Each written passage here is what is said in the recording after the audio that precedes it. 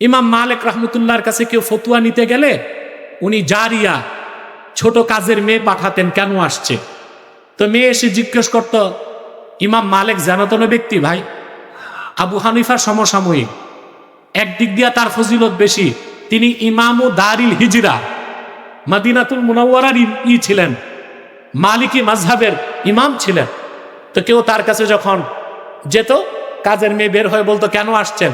বলতো একটা মাসালার জন্য। সাথে সাথে তিনি বের হতেন, মাসালার উত্তর দিয়ে দিতেন।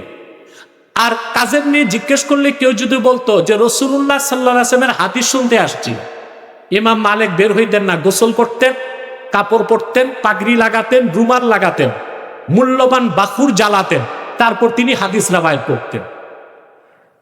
আরে ভাই, ইমাম মালিকের এই তাজিদ ছিল রাসূলুল্লাহ হাদিসের প্রতি। তিনটা জিনিস মনে রাখতে হবে: তাজিমুন নবী, মাহাব্বাতুন নবী, সুন্নাতুন নবী।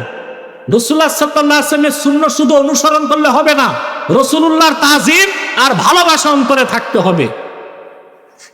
তারপর রাসূলুল্লাহর সুন্নতের অনুসরণ করলে আপনি ফল পাবেন, আপনার অন্তরে নূর পয়দা হবে, আপনি হেদায়েত পাবেন। আর যদি রাসূলুল্লাহ সাল্লাল্লাহু আলাইহি ওয়াসাল্লামের তাজিম আর মাহাব্বত অন্তরে না থাকে, সুন্নতের অনুসরণ করলে আপনি কোনো লাভ পাবেন না। যেমন আব্দুল্লাহ বিন উবাই রাসূলুল্লাহর পিছনে নামাজ পড়ে কোনো লাভ করতে পারেন না।